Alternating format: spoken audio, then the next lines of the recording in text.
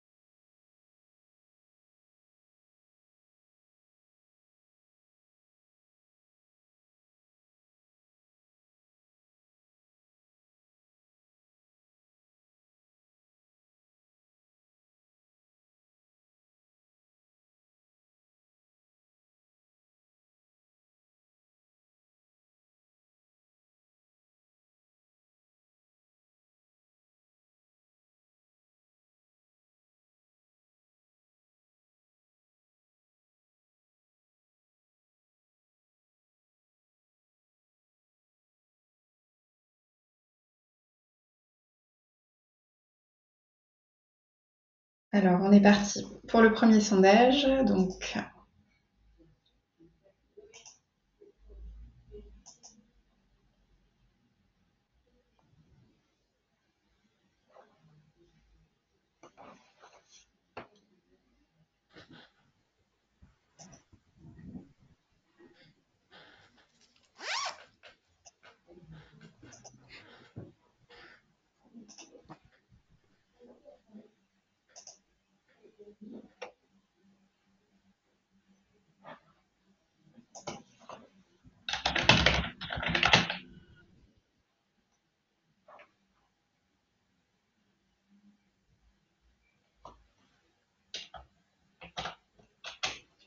voilà, vraisemblablement un petit souci pour lancer le sondage.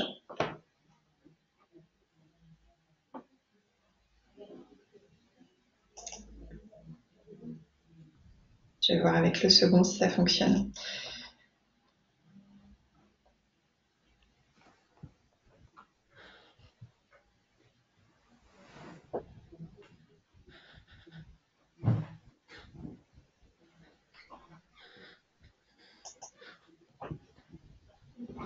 Voilà.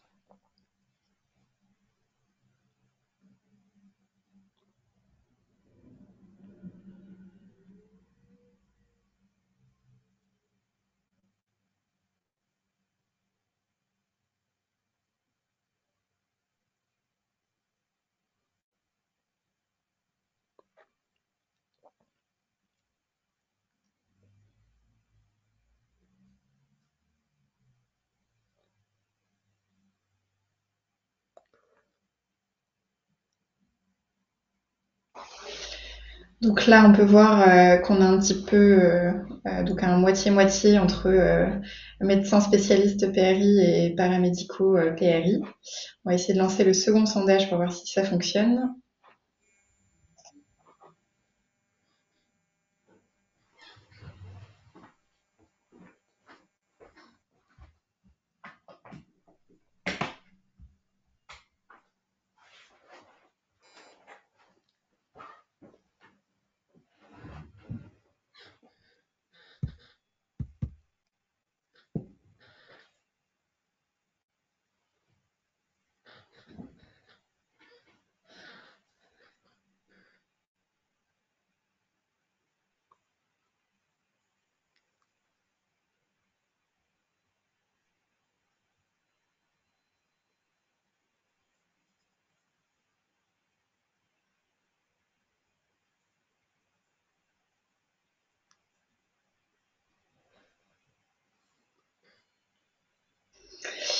Et donc, principalement, des participants qui n'ont jamais été sollicités du point de vue juridique.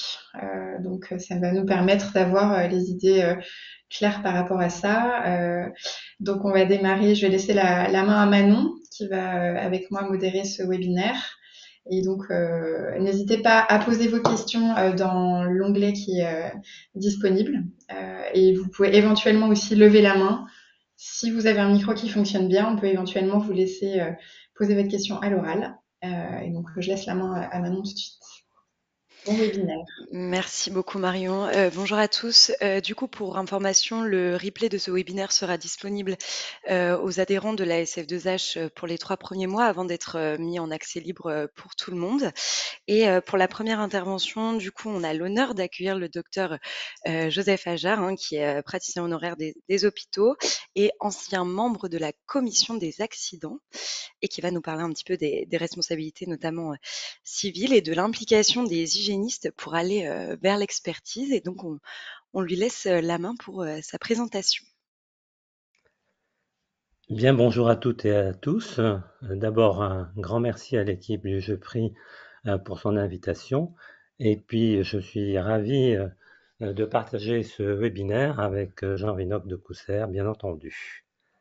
Alors, avant de rentrer dans le vif du sujet, il y a une étape importante qu'il faut rappeler, c'est la loi du 4 mars 2002. Pourquoi? Parce qu'elle repose la fondation du droit à la réparation des accidents médicaux en définissant différentes responsabilités. Elle crée également, et on le Excusez-moi, verra un peu plus excusez-moi, tard, docteur oui, Ajar, excusez-moi, on ne voit pas votre présentation. ah, Je ne sais pas si vous avez accepté le partage. euh, si je l'avais accepté, mais je vais recommencer voir. Alors, il faut juste que vous sélectionnez le diaporama. Ah oui, je l'ai Voilà, fait, super, c'est parfait. c'est Merci, bon. merci. Et donc, le droit à l'information, mais ce droit, il est étendu, depuis avant jusqu'après la prise en charge. Et un point très important qui est le droit d'accès au patient à son dossier médical. Et là, j'en profite pour dire qu'on ne peut refuser aucune pièce quand les experts qui sont chargés de faire une expertise demandent ces pièces-là. Toujours dans cette introduction, il faut rappeler que tout patient ou l'ayant droit quand il y a eu notamment un décès qui s'estime victime d'un dommage, en rapport bien sûr avec sa prise en charge médicale, va être en droit de rechercher des responsabilités à la fois concernant l'établissement de santé et le professionnel pour éventuellement obtenir réparation des préjudices. Alors, tout de suite, vous comprenez que l'expertise médicale va être vraiment au centre de la décision en responsabilité. Alors, il y a des responsabilités que je ne vais pas aborder. Le pénal, pourquoi? Parce que le pénal, c'est crimes et délits. Ça relève du tribunal correctionnel ou de la cour d'assises. Seuls les établissements de santé pourraient aller au pénal quand ils n'ont pas mis en œuvre les moyens pour assurer le respect de la réglementation. Je ne vais pas non plus ici aborder l'aspect disciplinaire qui est exercé vis-à-vis des médecins par le Conseil de l'ordre. Donc on va centrer sur la responsabilité civile. Il y a deux situations. La responsabilité pour faute. Alors ça, c'est un principe général, en dehors même de la santé, mais en santé, pour l'établissement comme pour tout professionnel, à condition qu'il y ait un lien de causalité certain, direct, exclusif, entre ce qu'on appelle le fait générateur, c'est-à-dire la faute supposée, et la conséquence de celui-ci, c'est-à-dire le dommage. Et ça, c'est le cas pour les infections qui surviennent au décours d'une prise en charge en dehors d'un établissement santé chez un professionnel de santé. Dans la deuxième situation, ça change et ça a changé avec la loi du 4 mars, c'est la responsabilité sans faute qui concerne les infections nosocomiales dans les établissements de santé publics ou privés. Et ils vont être fondés, et là vous comprenez tout de suite que ça a été une étape décisive pour les patients, fondée sur la responsabilité de plein droit, sans faute, sauf à ce que l'établissement démontre la présence d'une cause étrangère. Alors, toujours dans cette loi Kouchner, il y a eu une innovation concernant la solidarité nationale, et c'est l'Office national d'indemnisation des accidents médicaux, l'ONIAM, qui a créé une indemnisation sur la base de la solidarité et sous certaines conditions.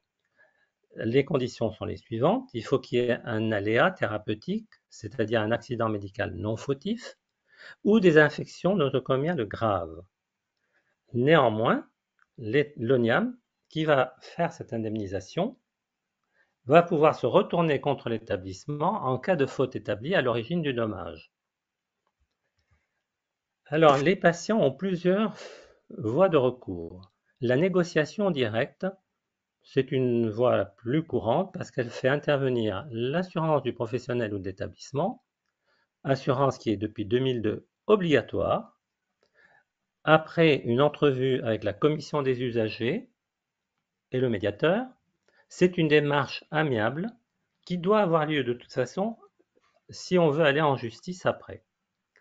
Alors l'action en justice, on est dans le cadre du droit civil et on veut obtenir une indemnisation. Quand on est vis-à-vis d'un établissement privé ou d'un professionnel de santé libérale, c'est le tribunal judiciaire et les instances qui suivent. Et pour l'établissement de santé publique, c'est le tribunal administratif et les instances qui suivent. Alors, la commission de conciliation et d'indemnisation, je vous l'ai dit, a été une étape importante. La conciliation, elle, n'est pratiquement pas utilisée. Par contre, la demande d'indemnisation, par voie de règlement amiable, devient actuellement une activité prépondérante utilisée par les patients, mais dont la prise en compte doit satisfaire les conditions que vous voyez apparaître sur la diapositive. Bon, je ne vais pas tout détailler, mais il faut quand même qu'il y ait déjà une atteinte à l'intégrité supérieure à 24%, des arrêts de travail, une aptitude professionnelle, et ça va loin puisqu'on met également les troubles graves dans les conditions d'existence. Alors, je vous l'ai dit tout à l'heure, l'expertise médicale va être à la base de la décision des avis de la CCI, du juge judiciaire ou du juge administratif. Le magistrat, lui, il ordonne l'expertise, il expose les circonstances qui rendent cette expertise nécessaire, il va désigner le ou les experts. Dans ma vie d'expert, durant 25 ans, on est amené à faire des expertises à deux, mais il m'est arrivé aussi de coordonner des expertises à 4 ou 5 experts en raison de l'importance de la mise en cause. Alors, attention, nous ne sommes pas des juristes. Les experts doivent uniquement répondre aux questions posées sur des considérations techniques. Alors, quelles sont les spécificités, puisque quand même on est là entre hygiénistes, de l'expertise en infection nosocomiale? Eh bien, cette infection, elle peut survenir à tout moment de la prise en charge médicale. Elles peuvent concerner toutes les spécialités médicales et chirurgicales. Et vous voyez, j'ai été un des ardents défenseurs de la nécessité d'associer un expert spécialisé dans la prévention et le contrôle des infections à un expert de la pathologie en cause. Alors, quand on ne peut pas avoir d'expert, eh bien, il est habituel de recourir à ce qu'on appelle un sapiteur, qui est un médecin qui a une compétence dans un domaine très précis et qui va apporter une aide pour la bonne tenue de l'expertise. Alors, que fait l'expert médecin? Il convoque et il entend toutes les parties, le demandeur, les personnes ou les établissements mis en cause. Il se fait, je vous l'ai dit tout à l'heure, communiquer tous les documents et tout ce qui est utile à l'accomplissement de la mission. Et il va avoir à décrire évidemment les conditions de la prise en charge. Et là, je dois dire, moi, pour ceux qui me connaissaient d'avant, ils savent que ma vie a été partagée en deux, 20 ans d'anesthésie-réanimation et 20 ans d'hygiène hospitalière. Et décrire les conditions de la prise en charge, etc., quand on a été clinicien, c'est vraiment une aide considérable. Voilà, pour vous donner une autre idée, des pièces que l'on demande quand, dans cette mission, il y a un problème infectieux, notamment du site opératoire. Mais j'ai pris cet exemple, on pourrait le prendre pour d'autres types d'infections. Et vous voyez apparaître ce que vous suivez hein, en tant qu'hygiéniste auprès des équipes de vos établissements.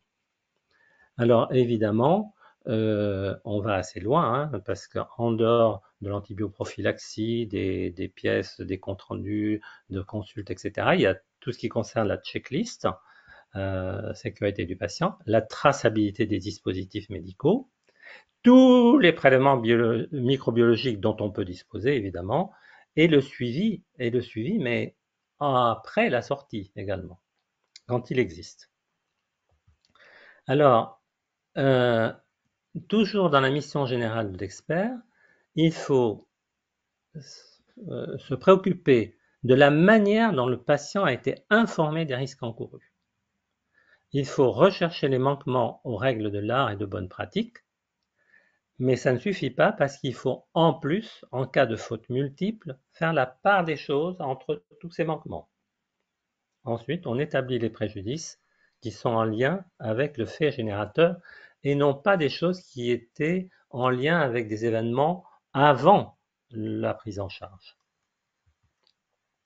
Alors, un moment capital, c'est la réunion d'expertise. Vous voyez, on va réunir beaucoup de personnes, le patient, ses conseils juridiques et médicaux, l'établissement en cause, le praticien en cause, avec tous leurs conseils, etc. Donc, on peut être une douzaine, une quinzaine de personnes dans cette salle. Ce qui est important, c'est la place centrale du patient. Moi, toutes les expertises que j'ai menées, on faisait en sorte que le patient soit à nos côtés. Les événements, il n'y a que le factuel qui doit être pris en compte. On n'est pas là amené à faire des élucubrations. Quels sont les faits? Le contradictoire. Bien sûr, le patient va s'exprimer, et moi je le faisais toujours exprimer en premier. Mais on est dans l'obligation d'écouter tout le monde. C'est ce qu'on appelle le contradictoire. Et puis, l'expert, lui, il est neutre. Lui, il doit répondre aux questions en fonction des faits qui sont établis. Ça, c'est un impératif. Alors, dans la mission, souvent les missions comportent une vingtaine de questions, et au sein de cette question, il y a la partie spécifique en cas d'infection. Vous voyez là, il faut par exemple préciser si toutes les précautions ont été prises en matière d'hygiène, si les moyens en personnel matériel sont conformes à la réglementation. Il faut évidemment préciser tout ce qui concerne l'infection, la date des premiers signes, le diagnostic, les moyens techniques, etc., qui ont été retenus pour établir le diagnostic. Troisièmement, quel est l'acte médical à l'origine de l'infection et par qui cet acte a été pratiqué? Et il faut aussi se situer par rapport à l'infection communautaire ou associée à un soin. Et puis, envisager, le cas échéant, les autres origines possibles de cette infection, s'il s'agit d'une aggravation ou non, et si elle présentait un caractère imprévisible. C'est très important parce que dans le problème ensuite des aléas, ce caractère imprévisible va entrer en ligne de compte. Alors, les facteurs de vulnérabilité, oui, c'est important parce que ça va expliquer en partie pourquoi une infection a pu survenir. Et puis ensuite, on va analyser le diagnostic et la prise en charge de l'infection et on va aussi statuer sur le fait qu'ils aient été ou non conduits conformément aux règles de l'art. Et si on répond que ça ne l'était pas, eh bien il faut à la fois donner les conséquences de l'infection elle-même et les conséquences du retard de diagnostic ou de traitement. L'étape la plus délicate, et ça vous le savez quand on fait même de la surveillance des infections dans l'établissement, c'est de la qualifier. Alors, pour déterminer son caractère nosocomial, il faut établir le lien, ce j'en ai parlé, s'appuyer sur les germes, rechercher une contamination préalable ou un état local qui favoriserait une porte d'entrée, et présenter dans le rapport une argumentation détaillée et étayée par des références bibliographiques. Donc vous voyez qu'on va très loin, enfin le magistrat va très loin dans sa demande. Alors évaluer les préjudices, c'est décrire la nature et l'importance des préjudices que l'on va retenir. On utilise des nomenclatures, là je vous ai mis deux clichés. Et puis quand le dommage est plurifactoriel, eh bien il faut donner la part respective à l'accident médical fautif, non fautif, à l'infection nosocomiale. Alors, on utilise également ce qu'on appelle la nomenclature d'Intillac. Je ne la détaille pas, mais vous voyez, les experts vont répondre à, l'évaluation de tous les préjudices matrimoniaux et extra-patrimoniaux. C'est beaucoup de travail. Hein. Alors, j'ai choisi de vous présenter deux dossiers. Le premier, eh bien, c'est un jeune homme qui est admis après avoir fait une chute à ski, et il est opéré le jour même d'une fracture luxation scapulo-humérale droite complexe. Vous voyez, il n'y a pas d'antécédent particulier, il est classé ASA 1, la préparation préopératoire, tout ça c'est impeccable, on contrôle la radiographie post-opératoire, il n'y a rien à dire, et il sort à domicile avec une contention et puis une des prescriptions pour l'ablation des agrafes et la kiné. Les choses commencent à poser problème au 12e jour après la sortie. Il a un petit épisode de fièvre et un petit écoulement sérosanglant cicatriciel. Bon, il ne se passe pas grand-chose. À 3 mois et demi, le patient a un pic de fièvre, l'épaule est douloureuse et gonflée. Là, le kiné dit au chirurgien, il faut quand même voir ce qui se passe. Le kiné dit, la CRP est à 14, on va la recontrôler. Bon, ça s'arrête là. Mais 5 mois, on est au 5e mois après, là, ça ne va plus du tout, pic de fièvre, moignon de l'épaule gonflée, et là, la demande de kiné devient vraiment express. Merci de revoir le patient avant le prochain rendez-vous qui est prévu au mois de septembre, parce elle suppose, elle, que la tête humérale est subluxée. Réponse du chirurgien, je suis absent jusqu'à la fin août et je le reverrai à mon retour. Eh bien, au 7e mois, le patient va évidemment voir quelqu'un d'autre. Et le quelqu'un d'autre, il fait le constat qui avait déjà été grandement fait par la kinésithérapeute, des œdèmes importants, des accès d'hyperthermie, l'érosion de la tête humérale, et il dit déjà lui-même que si les bilans sanguins pouvaient être rassurants, l'hypothèse d'un problème septique à bas bruit ne peut pas être exclue, et il va justifier évidemment ce qu'il fallait probablement faire avant, un bilan scintigraphique, et il l'envoie au CHU.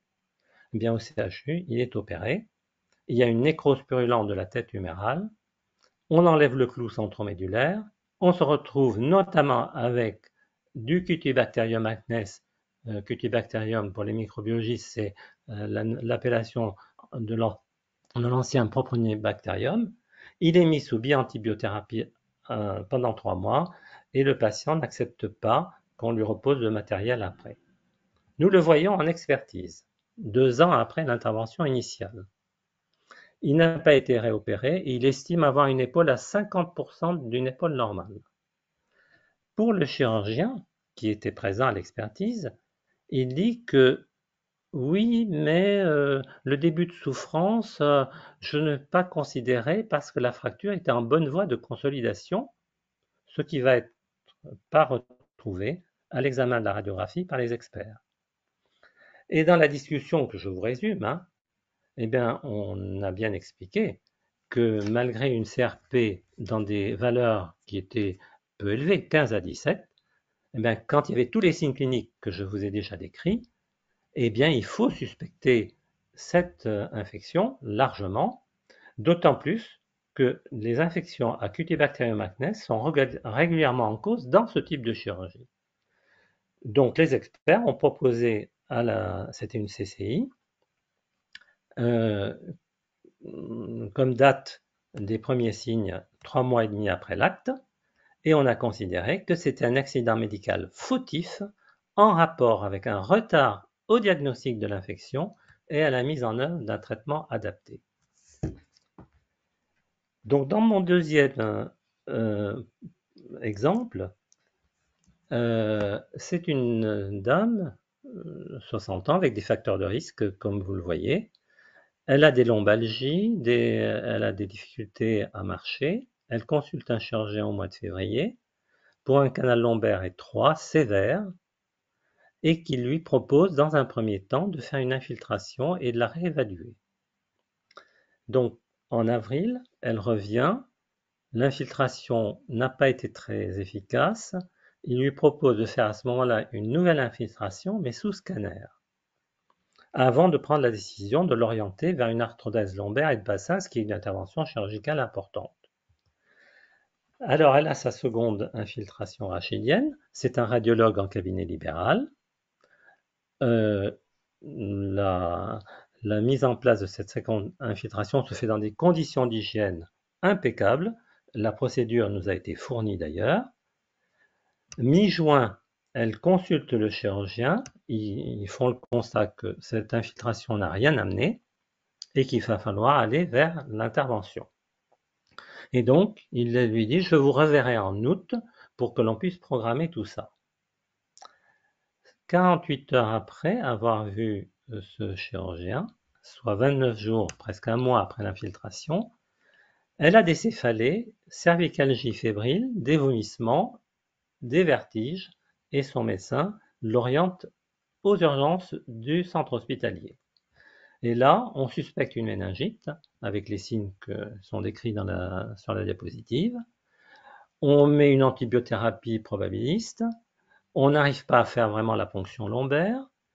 Elle va avoir une crise du type épileptique. Et à l'IRM, c'est pas rien, une vascularite cérébrale avec de multiples lésions ischémiques. Elle va être transférée quasiment le lendemain ou le jour même en réanimation, et où enfin on arrive à faire une ponction lombaire, et on est en présence d'un staphylocoque doré tout à fait banal, hein, sensible à la méticilline, et une toxine de pentonvalentine qui est négative. Donc cette méningite bactérienne aiguë, c'est compliqué évidemment d'une vascularite cérébrale avec des lésions multiples. L'antibiothérapie va être donnée pendant 14 jours, adaptée, et la patiente va aller en soins de suite et de réanimation, de rééducation neurologique, puis à domicile. Quand on la voit, nous, en expertise, et avant de la voir, on est quand même un peu surpris par le délai de survenue de cette méningite près d'un mois après l'infiltration. Et là, par l'intermédiaire de Jean Vinoc, qui se souviendra peut-être que je lui avais demandé de nous agiter le CNR des staphylocoques, et bien le CNR dit caractère improbable d'une contamination par la souche de staph doré au moment de l'injection, 4 semaines après. Moi, j'étais en neurochirurgie pendant plusieurs années, je n'avais jamais vu ça non plus. La possibilité d'un abcès rompu dans un second temps dans les méninges exclue, puisque l'IRM note l'absence d'abcès épidural. Et puis, le CNR n'avait pas de connaissance de souche déficiente ou hypovirulente qui retarderait l'expression clinique d'une infection. Et là, on est à l'expertise et la patiente dit qu'elle a consulté son médecin traitant début juin, qui pose le diagnostic d'un syndrome pseudogrippal associé à une odynophagie dont la cause peut être notamment une pharyngite ou une rhinite postérieure, l'odynophagie venant des sinus bouchés. Alors, nous, experts, nous concluons que la présence de cette infection dans la sphère ORL est une origine possible de la méningite et qu'il est difficile pour nous de conclure à une infection associée aux soins. Oui, là, le terme nosocomial n'était pas bon puisque c'était en radiologie en dehors d'un établissement de santé, puisqu'on n'avait pas de lien de causalité, hein, certain, direct, exclusif. Et donc, nous avons exclu toute faute médicale, puisque l'infiltration avait elle-même été réalisée dans les règles de l'art. Je vais essayer d'aller un peu plus vite parce que je crois que l'heure tourne. Juste vous donner une idée de l'ampleur des demandes. Les rapports des assurances, comme la CHAM, enfin qui est Reliance maintenant d'ailleurs, eh bien la CHAM, 16 000 réclamations, 50% pour préjudice corporel. L'infection représente 17% des 90% de causes. Le coût est de 220 millions d'euros. 419 condamnations en chirurgie, dont 30% pour infection nosocomiale.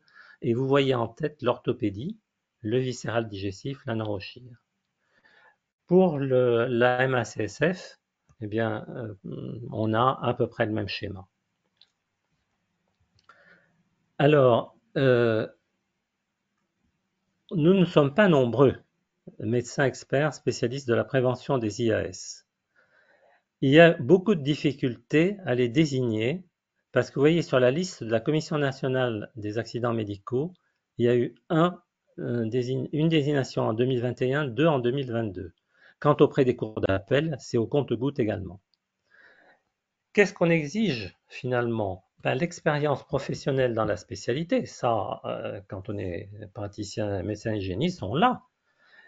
Par contre, ce qu'il faut évidemment, c'est obtenir des formations au sein des universités pour avoir une double compétence en expertise et en réparation du dommage.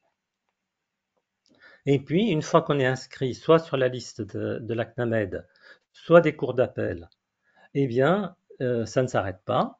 Le renouvellement de l'expertise, c'est tous les 5 ans, et ces renouvellements se font après démonstration que l'on a suivi une formation continue. Alors, les qualités demandées, elles sont celles que nous connaissons dans notre travail, hein. Pas de lien d'intérêt, l'impartialité, le respect des délais de convocation, le rendu du rapport, comment on obtient les dossiers, est-ce qu'on a bien préparé ce dossier avant d'aller à l'expertise, est-ce qu'on a respecté les échanges avec tout le monde, et puis comment on gère la réunion d'expertise pour éviter ou limiter les conflits entre les parties. Ça me fait penser à nos réunions quand on est avec les collègues, ils ne sont pas toujours tous d'accord avec ce qu'on est en train de raconter. Alors, si vous êtes intéressé, vous avez là quelques articles que je vous ai donnés. Et puis, je vous renvoie au bulletin de 2023 de la Société française d'hygiène hospitalière, parce que dans ce bulletin, vous avez les renseignements pour pouvoir vous inscrire, c'est au mois de septembre en général, vous inscrire à ce qui est organisé par l'Université Claude Bernard de Lyon 1, par Catherine Chapuis et François Sissogaraz, qui sont une espèce d'initiation à l'expertise et à l'évaluation des préjudices.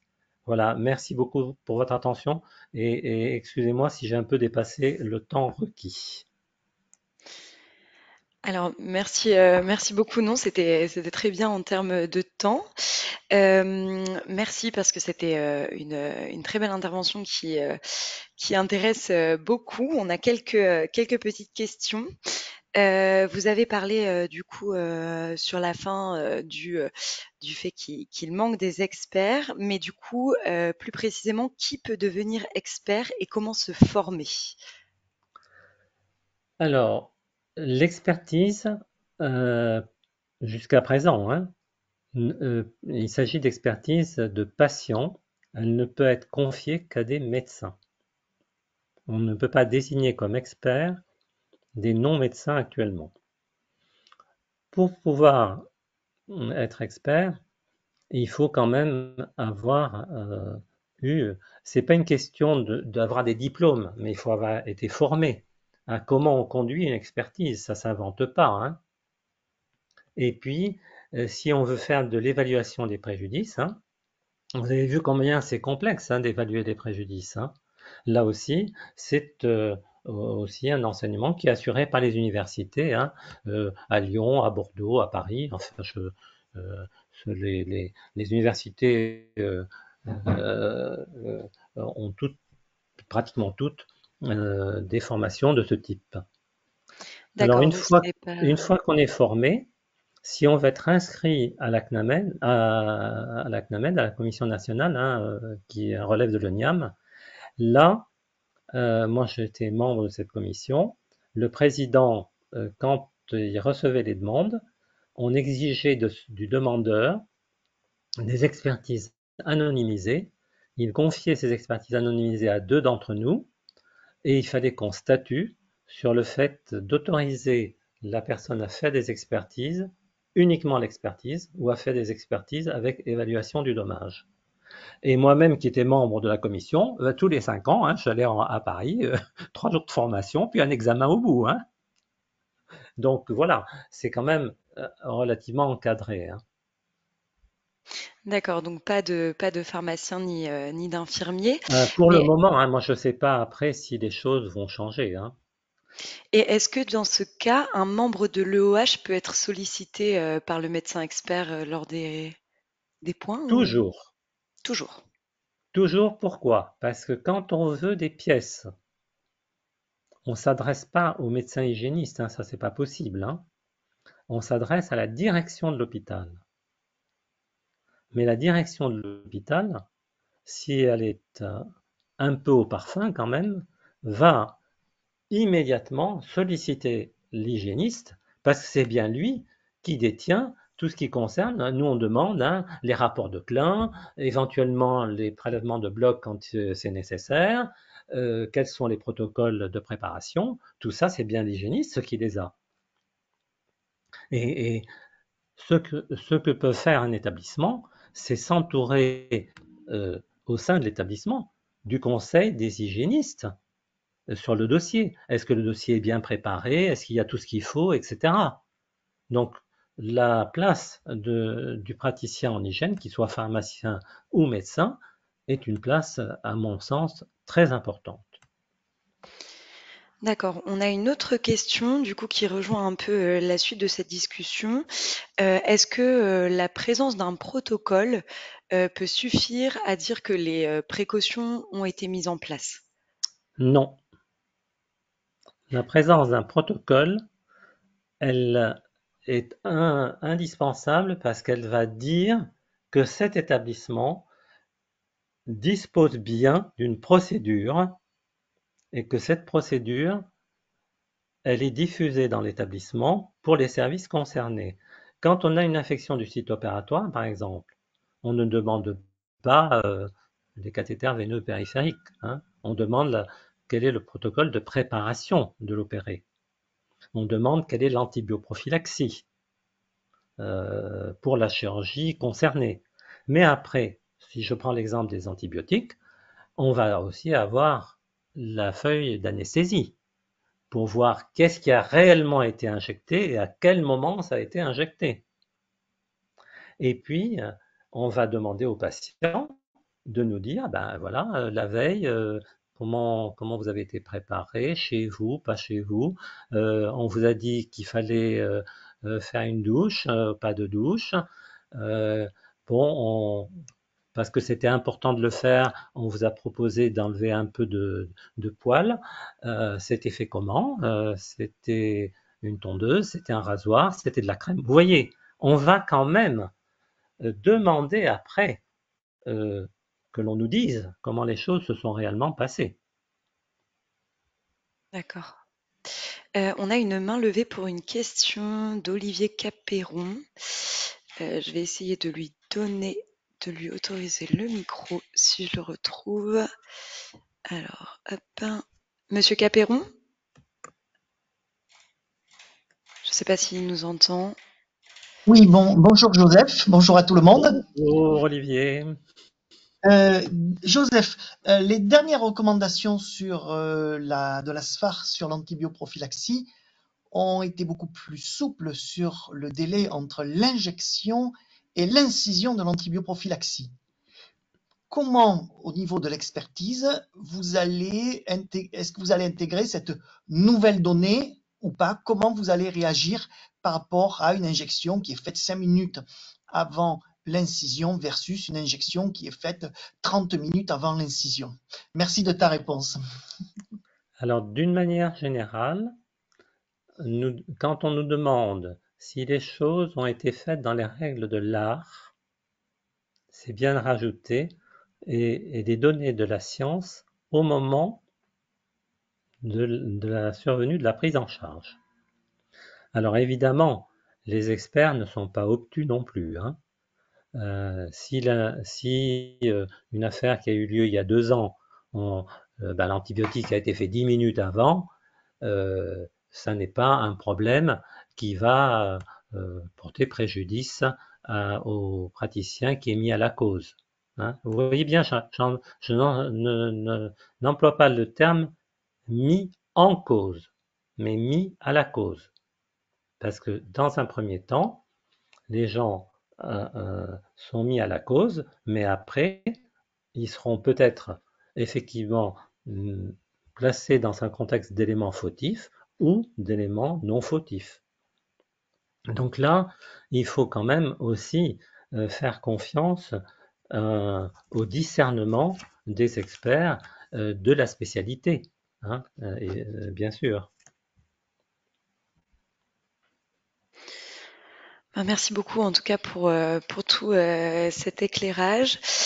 Pour le reste des questions, du coup, je vais vous laisser, je vais laisser la parole à l'intervenant qui vous suit, qui est Jean Vinoc de Cousser, du coup, qui est médecin conseil.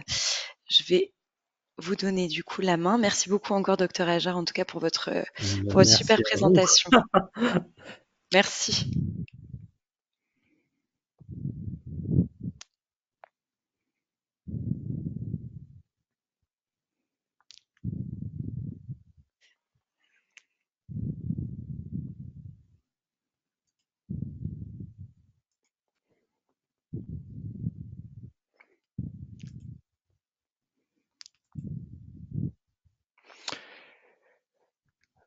Bonjour à toutes et à tous. Est-ce que vous voyez bien ma présentation? Alors, on le voit bien, mais en mode présentateur. Alors, qu'est-ce que je peux faire si je fais...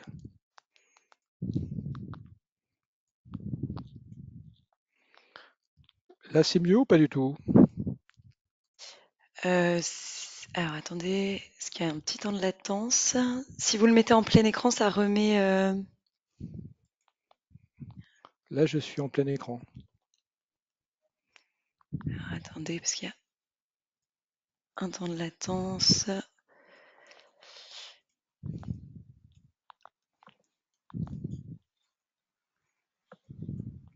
Alors, attendez, essayez de recommencer à le remettre en partage plein des diapos. Alors, hop. Parce que là, on voit votre écran. On voit le diaporama, mais pas en plein écran.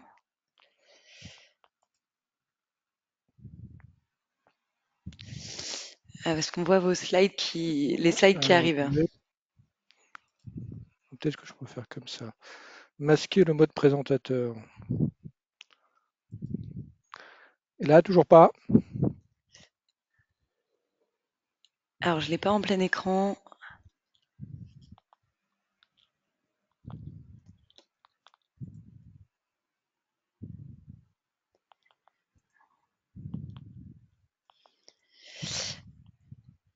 Et si vous allez dans écran, dans les paramètres, qu'est-ce qu'il vous propose? Là, j'avais marqué masquer les... j'avais utilisé le... On retourne. Désolé, hein. Non, non, mais on va y arriver.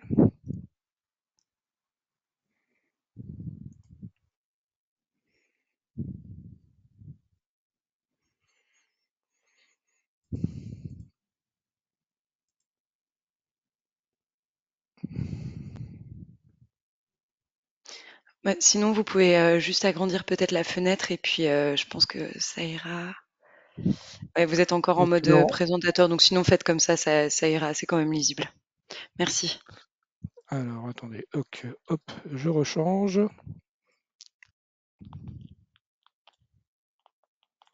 Et voilà. Alors, bah, écoutez, merci à tous. Enfin, je remercie pas le GPRI parce que passer après Joseph, c'est toujours très compliqué, mais j'ai trouvé la solution. En fait, moi, je suis pas du tout comme Joseph, hein. Je suis pas du tout un expert. Je suis un hygiéniste de terrain et je me suis retrouvé médecin conseil à la PHP parce que vous allez voir que la PHP a un fonctionnement un peu particulier. Alors voilà, le plan que je vous propose de suivre, hein, c'est de d'écrire un petit peu la particularité de la PHP, l'assistance publique hôpitaux de Paris, et donc le rôle du médecin conseil dans cette organisation. Je ferai, comme l'a fait Joseph, mais au niveau de la PHP, un tout petit bilan de la sinistralité pour voir un petit peu ce que, ce que ça représente, hein. Et puis un petit peu le rôle de l'hygiéniste médecin conseil. Et puis je décrirai, comme Joseph, quelques expériences personnelles plus ou moins agréables, plus ou moins positives. Alors, la particularité de la PHP, c'est que la PHP est son propre assureur. C'est-à-dire que nous n'avons pas d'assurance, parce qu'en fait, les primes d'assurance seraient certainement supérieures aux dommages en jeu. Donc, nous sommes notre propre assureur, ce qui est quand même un vrai souci. Et donc, il y a un département à la PHP de la responsabilité hospitalière qui gère en fait tous les recours, amiables ou contentieux, qui analyse la prise en charge et qui, dans ce cadre-là, représente la PHP lors des expertises et intervient au niveau des transactions et des décisions de justice. Donc, il y a ce fameux département de la responsabilité hospitalière. Là-dedans, vous trouvez quoi? Vous trouvez des juristes en responsabilité hospitalière, qui est spécialisé en responsabilité hospitalière, et puis un réseau de médecins conseils. Donc voilà, c'est là où moi je suis intervenu, des médecins conseils qui sont sous la responsabilité d'un coordonnateur qui est à la PHP le professeur Gérard Chéron. Et donc, les médecins conseils, c'est eux qui sont sollicités. Il y a un staff tous les lundis matins du département de la responsabilité hospitalière avec toutes les plaintes qui sont remontées. Au moment de ce staff, sont décidés qui va être désigné médecin conseil. Ce sont des gens qui sont donc il y a des représentants à peu près de toutes les spécialités qui sont reconnus pour leur expertise. Et notre rôle, ça va être d'aller voir les chefs de service, analyser les dossiers, de représenter la PHP aux opérations d'expertise. Donc j'ai appris un mot à ce moment-là, c'est le mot acédite. C'est à ce moment-là où il y a la réunion d'expertise qu'évoquait Joseph tout à l'heure. Et puis il y a la réalisation de ce bilan médico-légal qui n'est vraiment pas simple. Donc la devise de la PHP, hein, c'est ça, c'est pour devenir un vrai service public de la réparation du soin, il faut réparer, et réparer, c'est soigner. Donc en fait, il y a plusieurs possibilités, hein. Qu'un patient ou sa famille n'est pas content de la prise en charge, il peut avoir une réclamation directe auprès de la PHP. Le médecin conseil effectue son analyse, dépose son rapport et la direction des affaires juridiques propose, soit rejette la demande, soit propose un dédommagement. Si tout va bien, ça s'arrête là. Si le dédommagement n'est pas à la hauteur des attentes, eh bien, on passe à l'étape d'après, qui est la réclamation devant la CCI, hein, qu'évoquait Joseph. Et là, même principe, la CCI désigne des experts, et puis la DAJ de son côté désigne aussi un médecin conseil. Et puis, on se retrouve tous lors de l'expertise. Les experts émettent ensuite un rapport qui est ensuite évoqué devant la CCI et la CCI tranche. Et puis la dernière situation, c'est une situation où on parle de référé. Donc un référé, c'est le tribunal administratif, hein, qui prend la main avec globalement un peu la même chose, hein, c'est-à-dire des experts désignés, et puis derrière la PHP qui se défend lors de la réunion d'expertise avec un médecin conseil. Alors, si on regarde depuis 2015, voilà le nombre de réclamations à la PHP par an. Donc, vous voyez qu'on tourne autour de 500, donc avec un ratio qui est d'environ une réclamation pour 1000 séjours en court séjour. Et quand on regarde les dossiers de 2023, eh bien sur les 511, il y en a eu 216 qui ont été traités à l'amiable, 195 en CCI, et puis les autres en référé administratif. On va retrouver, comme dans les données présentées par Joseph, hein, à peu près toujours les mêmes services qui vont être très à risque, hein, la chirurgie orthopédique, pédiatrie, néonatologie, et puis les urgences. Les motifs principaux de responsabilité, vous voyez que l'infection nosocomiale est bien présente avec 43 dossiers sur les sur les 500. Et quand on regarde les dossiers qui ont entraîné un avis de responsabilité de la PHP, on retrouve toujours l'orthopédie, l'obstétrique, les urgences. Eh bien, vous voyez que l'infection nosocomiale arrive quand même bien en tête des motifs principaux de responsabilité, avec sur les 65 avis de responsabilité de la PHP en 2023, 18 infections nosocomiales. Alors, les coûts, rapidement, vous voyez, les infections nosocomiales à la PHP, ça coûte 3 650 000 euros par an. Et l'infection nosocomiale représente 15% des indemnisations. Donc ça, j'allais dire, à titre personnel, c'était quand même assez intéressant d'avoir accès et de comprendre un petit peu ces chiffres-là pour voir un petit peu quand on est hygiéniste, on se dit toujours, bah oui, on fait de la prévention, mais finalement, la prévention, ça coûte. Et qu'est-ce que ça économise comme argent? À la PHP, voilà, les infections nosocomiales, c'est 3 600 000 euros par an. Alors, mon expérience à moi d'hygiéniste médecin conseil, je ne suis pas du tout expert, je n'ai pas fait de formation spécifique.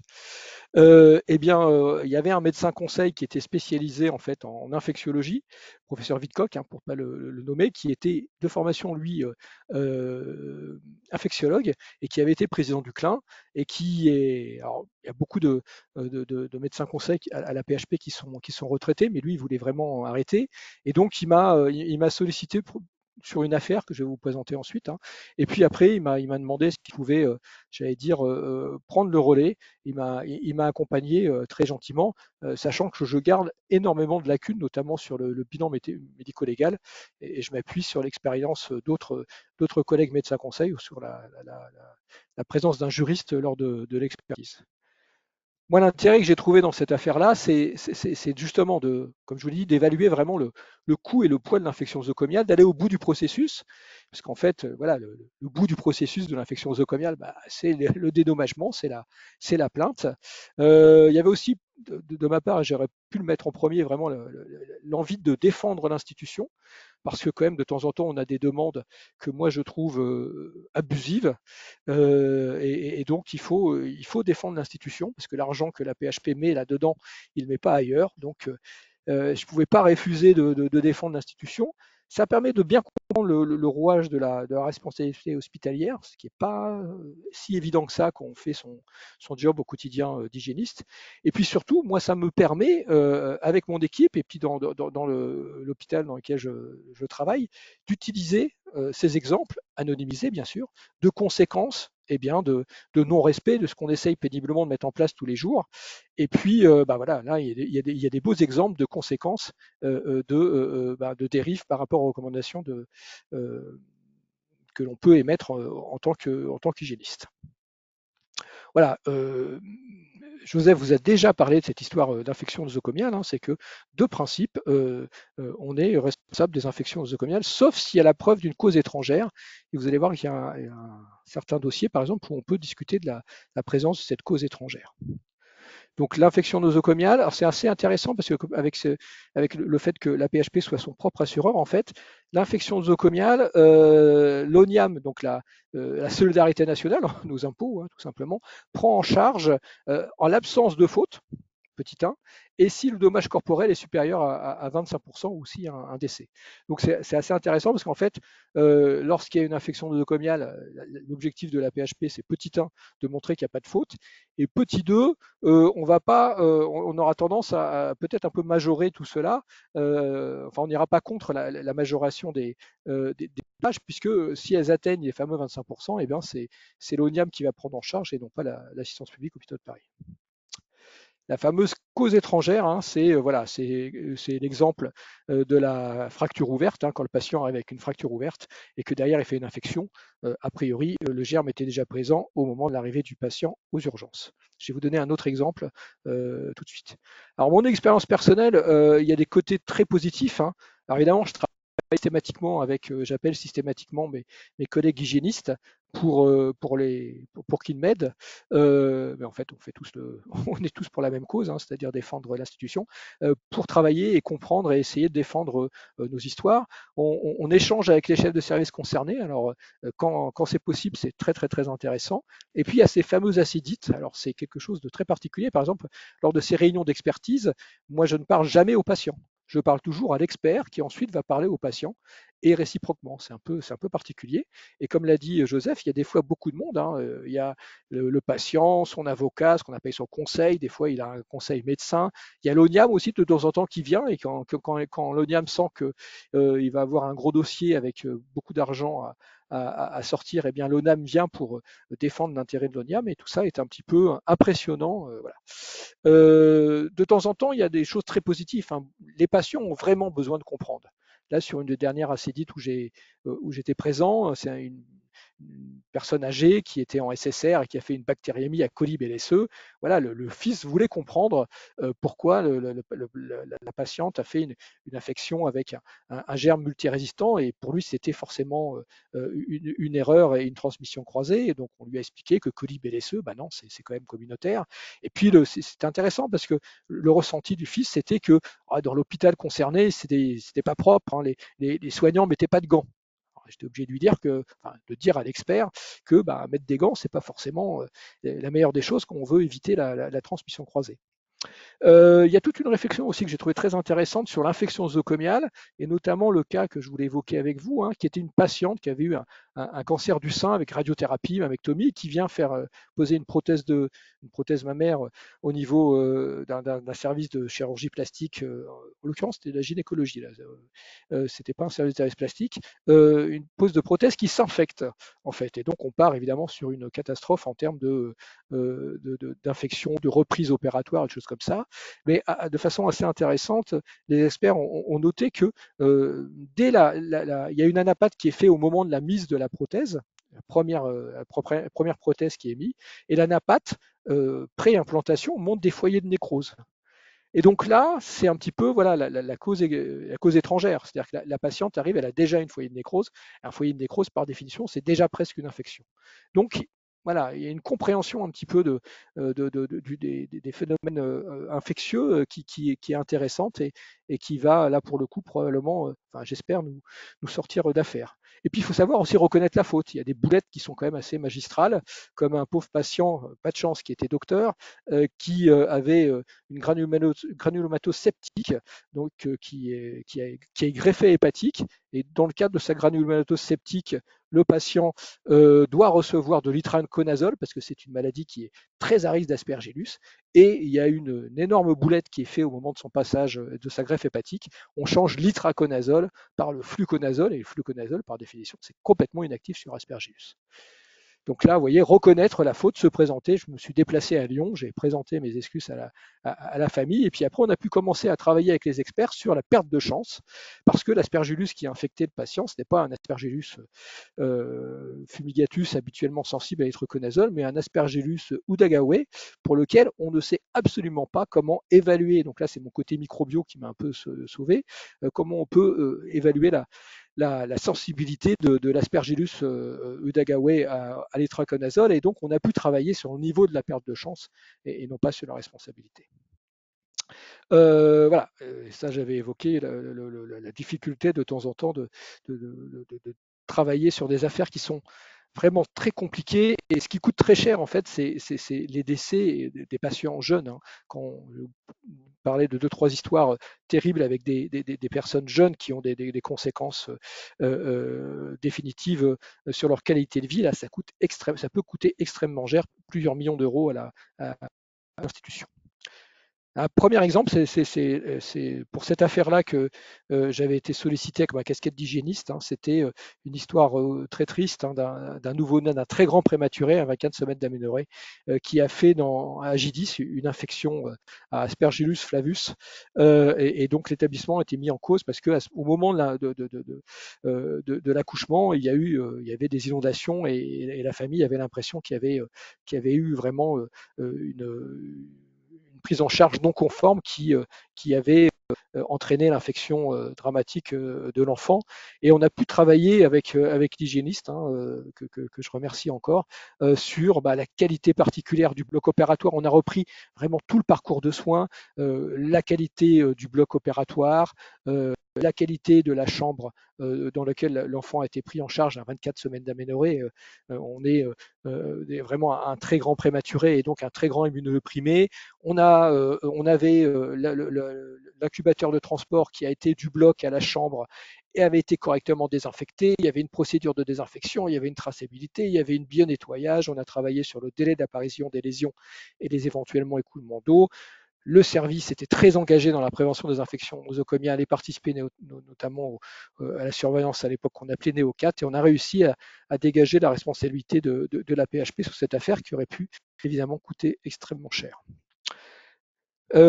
Autre expérience personnelle positive, ça c'était assez intéressant et très souvent on a des experts, enfin c'est toujours les mêmes d'ailleurs qu'on a sur Paris et qui sont de très bonne qualité et tout à fait droit dans leur jugement et ça c'était intéressant et là voilà c'est ce qu'on veut éviter au quotidien quand on est hygiéniste, hein, c'est-à-dire une vénite à spasme sur une voie veineuse périphérique et puis la vénite elle se transforme en bactériémie et puis la bactériémie elle se transforme cette fois-ci en spondylodycite, mais j'avais la même avec l'endocardite et les emboles septiques derrière. Et là, ce qui était reproché en fait à la PHP, c'était le traitement. C'était pas trop la survenue de la vénite que l'on peut considérer comme attendu, hein, à partir du moment où on a une voie veineuse périphérique, la vénite est quelque chose qui peut arriver, même s'il faut tout mettre en place pour éviter qu'elle arrive. Mais même si elle arrive, bon, c'est pas vraiment le plus gros des problèmes. Là, ce qui était vraiment reproché et la perte de chance, c'était un relais Péros trop précoce pour la prise en charge de la bactériémie initiale et avec derrière donc une rechute et une spondylodycite. Et donc là, j'étais pas bien. Et puis, heureusement que j'ai bien bossé le dossier, je me suis rendu compte, en fait, la patiente, c'était une patiente qui avait un problème d'éthylisme, en fait, et qui a une fâcheuse tendance à arracher ses perfs, et qui avait commencé à faire un début de delirium tremens au moment de sa prise en charge. Et c'est pour cela que les soignants ont rapidement fait un relais Péros, et non pas, enfin, les infectiologues ont rapidement fait un relais Péros, et n'ont pas pu faire les 15 jours de céphazolide IV. Et ça, l'expert en a tenu compte à la fin de la réunion. On a dit, bah oui, si en effet elle arrachait ses perfusions, c'était une raison de faire un switch oral et il n'y avait plus de perte de chance. Ce qui était drôle, c'est que la patiente se plaignait évidemment de douleurs terribles récidivantes.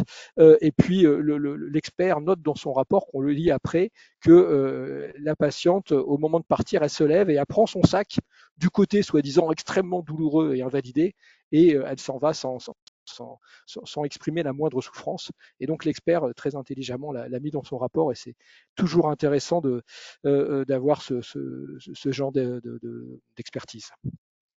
Alors il y a quand même des mauvais côtés, hein. Des fois, il faut vraiment se bagarrer pour avoir les dossiers. Je ne sais pas si Joseph, ça arrive toujours à avoir les dossiers, mais même nous, en intra à PHP, on a vraiment du mal à avoir les dossiers, c'est vraiment compliqué.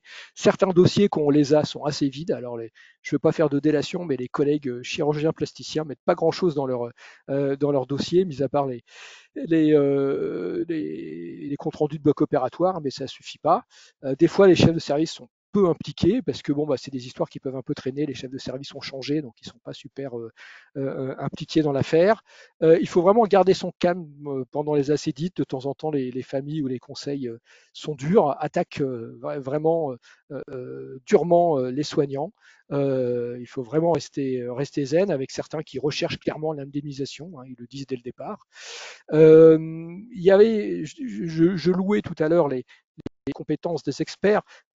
Certains ont des approches différentes, hein. Par exemple, sur la survenue des Covid pendant la pandémie Covid et Covid nosocomiaux, certains experts considèrent que c'était une infection inévitable et que il n'y avait pas à impliquer la responsabilité de la PHP si un patient, hélas, décédé au cours d'un cluster nosocomial de Covid. Donc ça, c'était vraiment, quand on tombait sur ce genre d'experts, c'était quand même assez agréable. D'autres n'avaient pas cette vision des choses, donc c'est quand même un peu expert différent. Alors, heureusement pour nous, on ne tombe pas sur des experts comme Joseph qui connaissent parfaitement l'hygiène hospitalière. Donc, très souvent, les experts regardent s'il y a une antisepsie et ne regardent pas du tout s'il y a une antisepsie adaptée aux recommandations, c'est-à-dire s'il y a de la bétanite dermique sur une peau saine, ça ne les dérange pas, alors que normalement, c'est quand même une petite perte de chance de prévention d'une infection du site opératoire. Ce qui m'a beaucoup marqué, c'est les histoires de patients qui ont refusé de se faire vacciner contre la Covid et qui après attaquent l'hôpital parce qu'ils considèrent qu'ils ont été mal pris en charge lorsqu'ils ont fait un Covid grave. Et ils obtiennent systématiquement réparation. Donc ça, c'est et on n'a pas le droit de dire, mais monsieur, la perte de chance que vous avez eue, c'est de ne pas être vacciné. Non, vous n'avez pas le droit de dire ça. Il faut mettre ça de côté et regarder la qualité de la prise en charge. J'entends cela, mais c'est assez difficile à avaler quand on a connu ce qui s'est passé dans les hôpitaux pendant la pandémie Covid et la chance que l'on a eue d'avoir des vaccins. Donc, bon, bref, ça, c'est vraiment grosse pilule à avaler, hein. Et puis il n'y a pas que du nosocomial, donc je me suis retrouvé dans des histoires plus communautaires, mais vraiment, vraiment dramatiques, hein, des histoires de patients qui arrivent aux urgences, voilà, c'était une patiente intéressante, hein, qui avait une douleur à l'épaule, traitée par anti-inflammatoire en ville. Elle passe aux urgences, ça traîne un peu, ils lui font un bilan, le bilan arrive hémolysé, la nuit, la patiente en a marre, elle repart chez elle, et en fait, la CRP était quand même à 393. Et puis, en fait, la patiente, elle revient chez elle et puis elle décède dans la matinée parce qu'elle avait une infection invasive à streptocoque du groupe A. Et donc, probablement que si le prélèvement n'avait pas été hémolysé, on aurait vu qu'on avait une infection sévère et non pas une douleur purement mécanique. Une histoire aussi terrible avec une patiente qui arrive avec une colique néphrétique formidable. On la traite comme une colique néphrétique à retour d'un domicile avec un anti-inflammatoire non stéroïdien et on lui fait pas de dosage de CRP parce que j'étais passé dans l'hôpital concerné et je savais que le médecin chef de service des urgences faisait la leçon à tout le monde en disant la CRP coûte cher, il ne faut pas en faire à tour de bras. Résultat, elle n'a pas eu sa CRP, et bien elle a fait un choc le lendemain sur une infection finalement à coli avec une CIVD, une nécrose et des amputations. Alors vous imaginez que ça, c'est un dossier qui va coûter très très très cher à la PHP. Et puis il y a des histoires aussi de retard de prise en charge pour une mortalité herpétique, de syndrome de Steven Johnson sur des traitements au cotrimoxazole et puis des néphrites optiques à l'éthambutol. Donc il n'y a pas que de l'infection nosocomiale. Et bon, c'est aussi intéressant, mais ça sort un petit peu des fois de notre domaine de compétences. Il faut vraiment aller travailler le sujet pour pouvoir mieux répondre. Alors les conclusions, eh bien, vertu pédagogique. Alors ça, j'apprends tous les jours parce que les experts, eh bien, sont des experts. Donc on apprend énormément, des fois à notre dépens, sur la maladie, sur la prise en charge, et puis sur, sur, sur la façon dont on doit évaluer une prise en charge. C'est aussi extrêmement intéressant parce que ça montre l'importance du travail des hygiénistes, tout ce qu'on nous demande, tout ce qu'on demande et ce qu'on n'arrive pas à obtenir, c'est-à-dire la traçabilité de l'application des procédures. Joseph l'a dit, c'est pas qu'on a une procédure qu'elle est forcément appliquée. Donc il faut avoir la traçabilité de la mise en place de ces procédures, il faut avoir le suivi environnemental, il faut absolument faire tout ce qu'on dit de faire au quotidien. Et si on ne le fait pas, pas tracé, pas fait. Et puis tout ça, à la fin, ça coûte des sous à l'institution. Il y a cette notion d'infection nosocomiale attendue que j'ai eu du mal un peu à appréhender, et puis maintenant que je comprends un petit peu mieux, hein. En effet, un patient, comme l'a dit tout à fait tout à l'heure Joseph, hein, un patient obèse, intubé ventilé, qui est hospitalisé depuis plus de 10 jours, oui, la PAVM, elle est attendue. La question ne va pas être sur la survenue, voilà. Donc ça, c'est une notion assez intéressante. Il y a le problème de la consolidation, hein, donc on ne juge pas quelque chose, enfin on n'évalue pas, on n'expertise pas un patient lorsqu'il n'est pas consolidé, c'est-à-dire que sa maladie est terminée, on peut véritablement évaluer les séquelles ou pas qu'il a. Comme je vous l'ai dit, une vraie réflexion sur la juste prescription des examens biologiques et antibiotiques, hein. À l'hôpital, on est très orienté sur il faut faire des économies sur la biologie parce que trop de biologie, ça sert à rien. Il faut faire attention aux antibiotiques, il faut faire de l'épargne de carbapénème.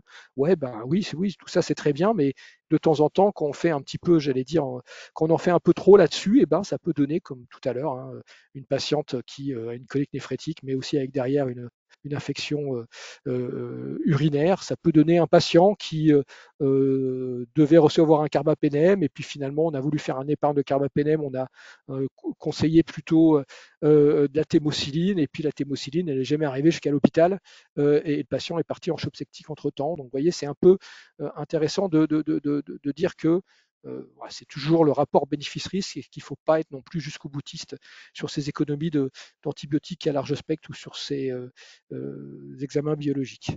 Il y a tout ce qui est le bilan médico-légal. Alors évidemment, moi je suis pas du tout compétent là-dessus et donc c'est un vrai travail qu'il faut faire avec un juriste ou avec un avocat.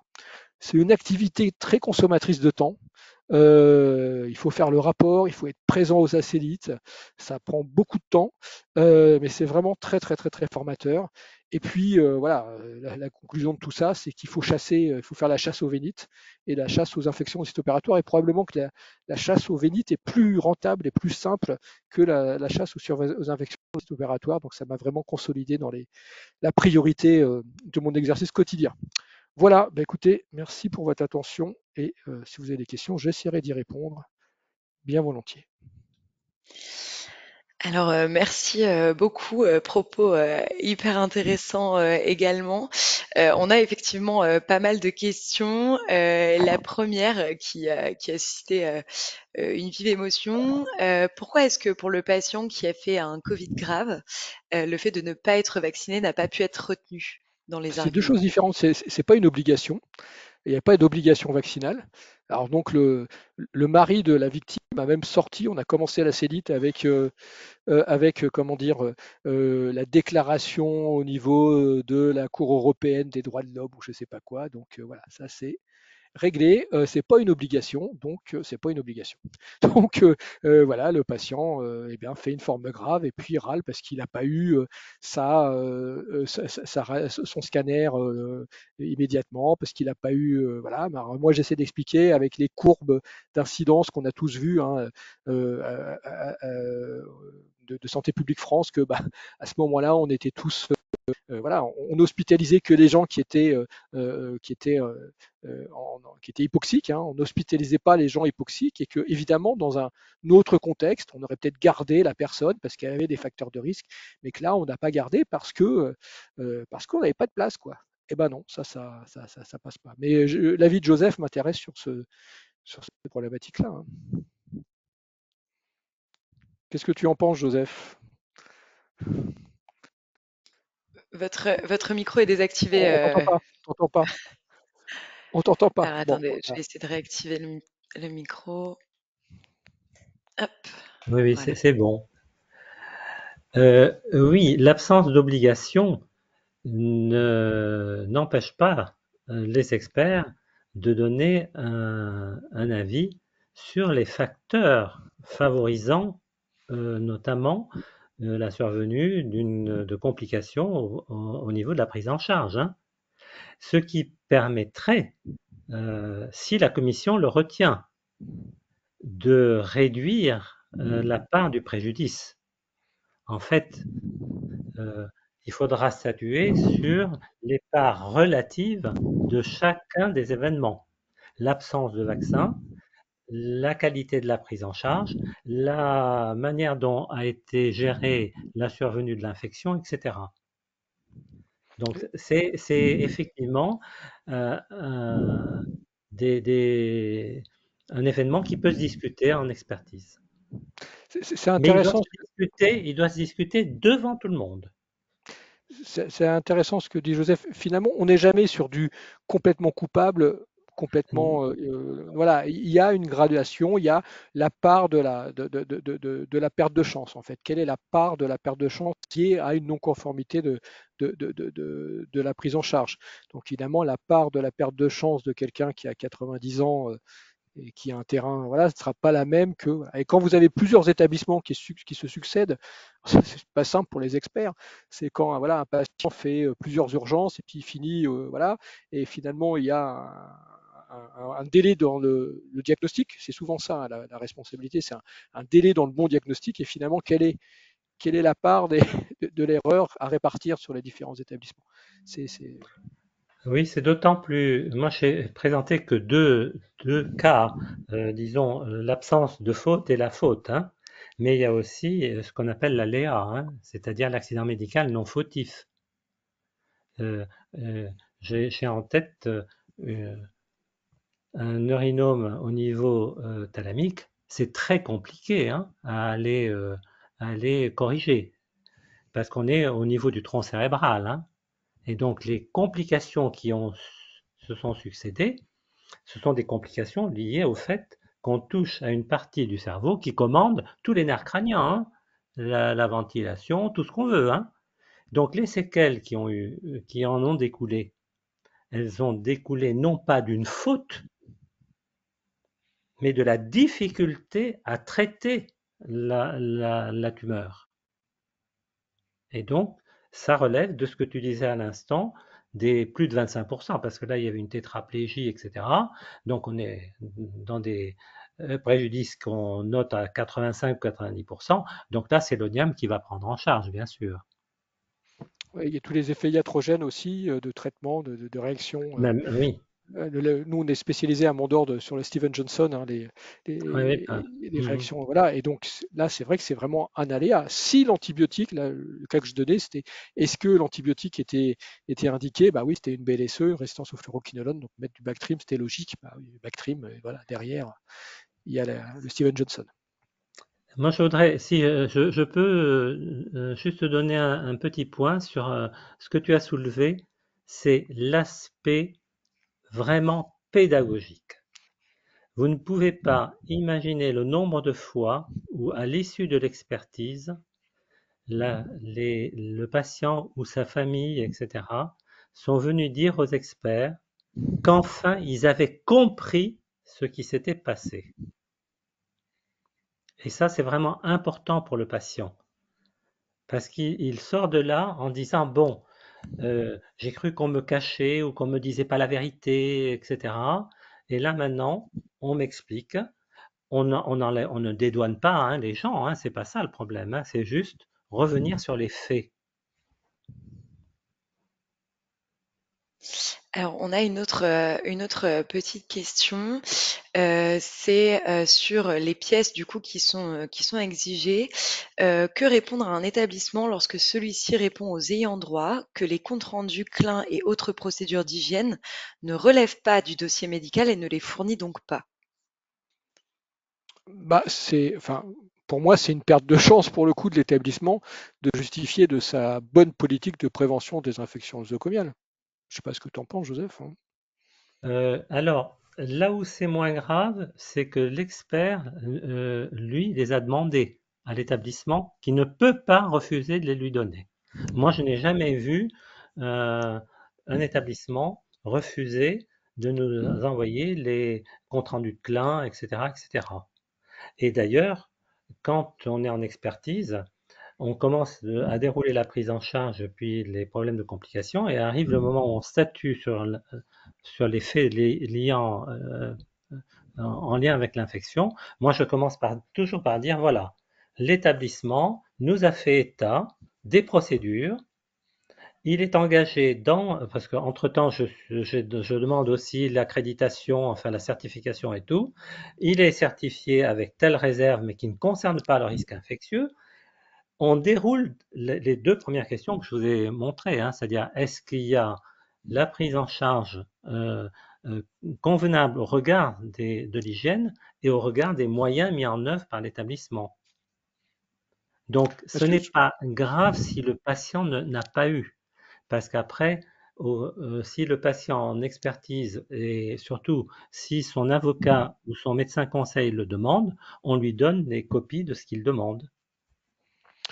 et puis c'est important parce que souvent le patient a une vision assez négative de sa prise en charge. Il dit c'est n'importe quoi, j'ai été mal pris en charge, Mm. voilà. Et ces documents-là permettent de dire non. Dans cet hôpital, on travaille bien. Maintenant, il y a peut-être eu un problème particulier, on va regarder ensemble. Mais vous ne pouvez pas dire que dans l'hôpital du Schmoll, c'est n'importe quoi. Non. Par contre, regardons si ponctuellement il y a eu un problème. Et là, des fois, c'est parole contre parole. Quand vous dites ah oui, mais on m'a pris en charge, les gens ne mettaient pas le masque. Moi, j'ai un protocole qui dit qu'il fallait mettre le masque. On n'a pas de traçabilité. Voilà, donc c'est un peu difficile. Et là, c'est vrai que si vous apportez les documents en disant, bah si, c'était la politique du port du masque, on a fait des audits, des machins, des tout ça, ça peut aider. l'établissement a tout intérêt à montrer qu'il met en place une politique active de prévention des infections nosocomiales. C'est nécessaire, ça ne sera pas suffisant, il faut montrer qu'elle a été appliquée, mais c'est nécessaire. Donc je ne comprends pas bien pourquoi un hôpital a refusé. Voilà. Après, la transparence, c'est quelque chose d'important quand même. Oui. C'est C'est d'ailleurs comme la... pour... Non, je t'en prie. Non, non, vas-y, vas-y. Non, mais je pense que Joseph l'a vécu aussi comme ça. Il y a beaucoup de problèmes. À la base, c'est un problème de communication. Hmm. Il n'y a pas, voilà, il n'y a pas eu de communication. À partir du moment où les gens, comme ça a été dit, ont l'impression qu'on leur cache des choses, ben, ils ont envie de savoir. Ce qui est logique. Nous, on baigne dans la médecine, donc on sait ce qui se passe dans un hôpital, le bien et le mal. Les gens ne savent pas. Donc voilà, quand il y a un problème de communication, et c'est important aussi que, moi j'ai pas abordé ce sujet parce que c'est pas ma spécialité, mais la traçabilité de l'information du patient. Il y a toutes les histoires aussi d'arrêt de l'acharnement thérapeutique. Il est important de noter voilà les discussions. Est-ce qu'il y a eu des discussions? Est-ce qu'elles ont été pluridisciplinaires? Est-ce que le patient avait donné ses directives anticipées? Est-ce que la famille a été, voilà, a été impliquée dans les discussions? Et tout ça, ça doit être tracé. Et c'est vrai que quand c'est pas tracé, ben, tout ça, ça vient s'accumuler et à la fin, ça peut se retourner vers l'hôpital. L'information, je rebondis sur ce que tu viens de dire, est un point capital parce que notamment les conseils juridiques, quand le dossier ne présente pas d'événements qui seraient vraiment dans le cadre fautif, ah oui, mais le patient n'a pas été informé des risques. Alors, bien sûr, je rappelle ce que la Haute Autorité de Santé a déjà dit, hein, c'est pas tant de faire signer aux patients les documents écrits en Times New Roman ou en Arial 10, illisibles sur 10 pages, qui sont importants. Les patients les signent, on les a. Ce qui est important, c'est pas ça. C'est qu'est-ce qu'on a dit aux patients et comment c'est tracé. Notamment quand vous avez le chirurgien qui a dicté, c'est marqué sur le courrier dicté en présence du patient et de son épouse ou peu importe. Et dans le courrier en question, qui est transmis aussi au médecin traitant, hein, ce courrier, vous avez, eh bien, j'ai bien expliqué à madame que pour sa hanche, on n'a plus d'autre solution médicale, que la seule possibilité offerte, c'est la prothèse de hanche, mais je lui ai aussi expliqué les risques que peuvent être la phlébite et le risque infectieux, mais dans notre établissement, on a les mesures pour essayer de minimiser ces risques. Quand ça c'est marqué dans le courrier, on a vite fait de faire taire les avocats, hein, parce qu'on a la preuve qu'une information orale a été donnée au patient. Alors, on a encore énormément de questions. Je pense qu'on y répondra au prochain webinaire lors de la table ronde, mais Jean-Vinoc, je pense que tu ne pourras pas être parmi nous. Du coup, je pose les deux questions qui te concernent directement. On demande si vouloir défendre l'institution ne fait-il pas perdre la notion d'impartialité requise? C'est un vrai risque, hein. C'est un vrai risque, mais je pense qu'aussi l'institution sort grandie lorsqu'elle sait reconnaître ses torts. Quand je vous ai raconté tout à l'heure l'histoire de l'itraconazole transformé en fluconazole, il y a un moment où voilà, et j'allais dire, c'est derrière, on va pouvoir travailler sur la part de la responsabilité, des choses comme ça. Mais non, il faut, je pense, Joseph l'a dit, il faut une part d'indépendance, il faut une part voilà, de neutralité. Et puis, et ça, Daniel Vicoq me l'avait bien dit, hein, quand il y a erreur, il y a erreur. Voilà. Après, il faut aussi discuter, et c'est ça que les familles des fois ont du mal à entendre. Mais vous l'avez entendu aussi, hein, quand il y a un accident d'avion, eh bien, la mamie de 85 ans, elle rapporte moins d'argent que le jeune homme de 25 ans. Donc tout ça, c'est compliqué à expliquer à la famille. Mais non, non, il n'y a pas de. Il faut faire maximum pour expliquer la vraie vie. Par exemple, sur mon histoire de colis BLSE, qui a donc un patient, une patiente hospitalisée, 85 ans, transférée dans un SSR de la PHP, qui fait une bactériémie avec un Escherichia coli et qui a un Escherichia coli BLSE. L'expert les experts disent ah bah oui, mais sur l'antibiothérapie probabiliste, on aurait dû mettre un antibiotique qui couvre les BLSE parce que il cochait les facteurs de risque, c'est-à-dire antécédents d'hospitalisation dans les 3 mois et de prise d'antibiotiques. Moi, je leur ai dit, je peux être d'accord avec vous, mais si j'applique ça, je traite par carbapenem toutes les bactériémies en SSR dans mon établissement. Et ça, c'est dans 2 ans, on n'aura que des carbapénémases dans les hémocultures des patients. Et ça, ils l'ont compris, vous voyez. C'est notre rôle aussi, c'est dans la vie de tous les jours, ils ont compris, moi je leur ai expliqué, non, la politique de l'hôpital, c'est pas ça, c'est de mettre un antibiotique à spectre plus restreint, et puis d'avoir rapidement le laboratoire travaille très rapidement, fait des tests rapides, et un infectiologue intervient pour rattraper l'antibiothérapie lorsqu'elle n'est inefficace. Et ça, vous voyez, on peut aller jusque-là dans l'explication. Après, on ne cache pas ce qui est on est complètement transparent. Et les experts le sentent tout de suite, hein. Moi, voilà, ils voient bien que quand vous commencez à raconter n'importe quoi, ils le savent bien. Donc ça rejoint une autre question qui nous a été posée. On demandait qui avait raison quand un protocole local différait des recommandations nationales. Dans ce cas-là, en fait, c'est vous qui apportez les arguments des choix qui ont été faits dans les protocoles. Oui, tout à fait. D'ailleurs, dans les protocoles de la SFAR, il est bien dit qu'il peut y avoir des déclinaisons locales, mais elles doivent être expliquées.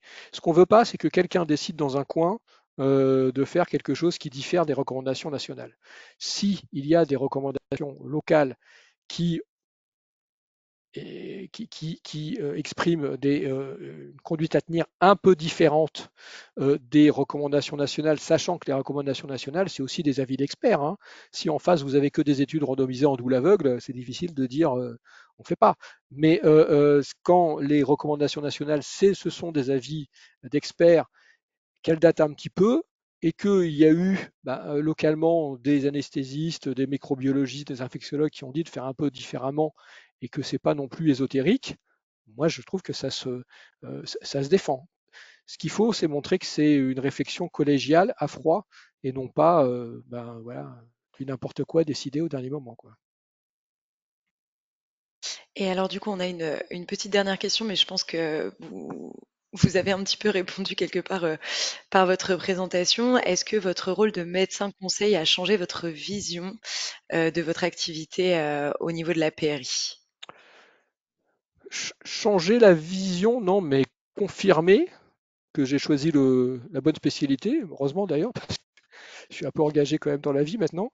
Et puis, non, non, ça n'a pas changé ma vision, ça légitimé le fait de temps en temps, quand on est hygiéniste, on a un peu l'impression d'embêter les collègues cliniciens. On a tous eu cette sensation-là, et si on ne l'a pas eu, on nous l'a fait remarquer. Et ben là, c'est un bon exemple, ça permet de montrer que si notre job est intéressant, quoi. Les bactéries, une vénite, une voie veineuse périphérique laissée trop longtemps sans surveillance et qui donne une bactériémie, une endocardite, des emboles septiques, des spondylodycites, c'est quelque chose, quoi. Donc, moi, au contraire, je trouve que ça a confirmé l'importance de notre métier, sans rentrer dans les discussions éternelles sur l'évitabilité, hein. C'est sûr que, comme le disait Joseph, quand on va, en plus dans les CHU, on fait des choses quand même très compliquées. On prend en charge, vous voyez, le nouveau-né, 24 semaines d'aménorrhée, les gens qui travaillent dans des réanimations néonatales, c'est des miracles de pouvoir les maintenir en vie. Donc c'est sûr qu'on va avoir des infections post-opératoires. Et ça, il faut que les familles comprennent. Mais non, non, c'est au contraire, ça confirme un petit peu tout le bien que je pensais de notre spécialité. Eh bien, en tout cas, un grand merci à tous les deux pour vos échanges enrichissants et vos super présentations. C'était vraiment hyper intéressant. Oui, je transmets également. On a eu beaucoup donc de commentaires dans les questions qui nous ont souligné l'aspect vraiment passionnant de ce webinaire. Donc vraiment merci à vous, Jean Vinoc de Pousser et Joseph Ajar pour votre participation. On retrouvera Joseph Ajar donc la semaine prochaine. Certaines questions éventuelles seront reposées également au cours du prochain webinaire. Je remercie également donc Manon et Delphine et aussi Camille qui est dans l'ombre et qui nous ont aidés à faire ce webinaire aujourd'hui. Il y aura donc un replay qui sera disponible pendant 3 mois pour les adhérents SF2H, donc sur le site de la SF2H. Et ensuite, le lien sera disponible sur le de la chaîne de la SF2H pour tous. On vous retrouve donc le 26 mars, donc mercredi prochain, à 12h30, pour le dernier jurinard de cette série, pour lequel on aura l'honneur d'accueillir Pierre Parnex, qui va nous expliquer un petit peu, nous exposer donc le rôle de l'hygiéniste dans son établissement. Et on aura à cette occasion également une table ronde avec plusieurs experts. Donc Joseph Ajar fera partie, également Catherine Dumartin et Ségolène Bougès, qui nous rejoindront pour alimenter un peu les échanges. Un grand merci à tous et on vous dit donc à très très bientôt. À bientôt. Merci. Au revoir, merci.